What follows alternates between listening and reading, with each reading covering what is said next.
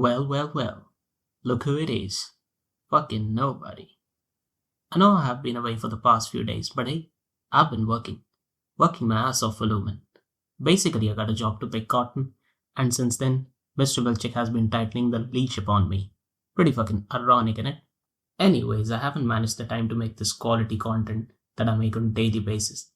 But I'm here, and I'm here to make things right. I also have a special guest with me, which we will get to in a minute. So there's this show called Severance. I don't know if you guys ever heard of it, but it's pretty good. Enough goofing around. Hello, ladies and gentlemen. My name is Steve, and welcome back to the Joe Harrington Show, where I talk about movies, TV shows, and whatnot. So if you like this stuff, then give it a thumbs up, and don't forget to share it with a bro. And let's get started. So finally, after 3 years of waiting, we got Severance Season 2, which is pretty good. Let's take a deeper dive, shall we? First, let's talk about Severance altogether, both Season 1 and Season 2. So the show is very good.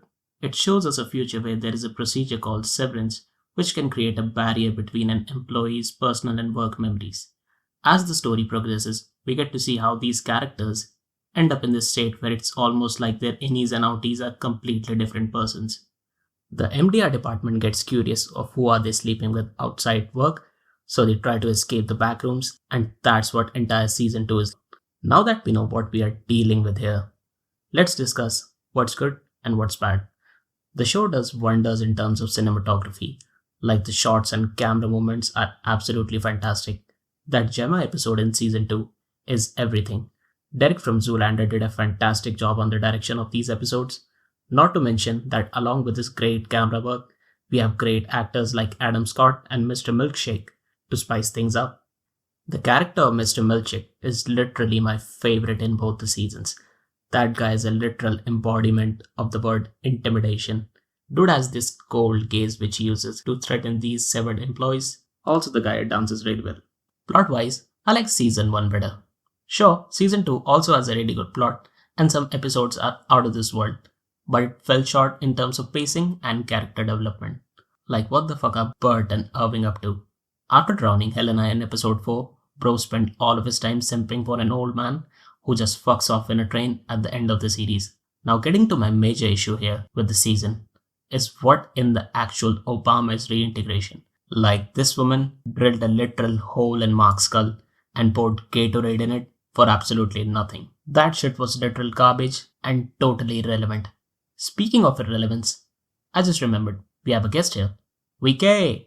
Thanks for the great introduction, Steve. It's always good to see you have been supporting small YouTubers like me to give them a helping hand on their YouTube journey. Hey guys, I'm VKDante, and I've been summoned here to talk more about the show, and Steve has a script for me. Let's take a look. What the fuck is this shit? I ain't reading all that.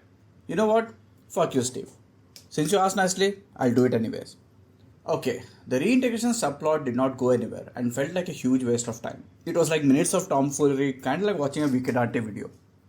Hey, that's not cool. But on the show, even with its problems, the season was pretty amazing, with a perfect blend of amazing cast and great acting from Adam Scott and Burt Llewell. The finale was great, and the way Drummond devoured feculence was pretty spectacular.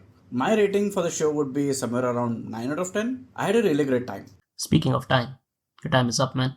And it's time you plug in your channel. Thanks for having me, Steve. You can check out my channel. Thanks a lot, VK. This was really insightful of you. So now, what's the verdict? I like Season 1 much better than this. It's not like Season 2 is bad or anything, but it has some flaws with pacing, and honestly, Season 1's finale was so much better, man. Like, what will you get from running in a hallway mindlessly? What I feel like is we should have gotten something concrete at the end. Honestly, if they make one more season, it will just feel like a stretch. My rating for this season is 8 out of 10. But now, I am once again about to leave you guys with one question here. What do you guys think about what Mark did at the end of the series? Do you think he should have chosen the hot Asian woman or the red-headed girl? Let me know your thoughts and theories in the comments down below, and as always, I'll hopefully see you at Lumen.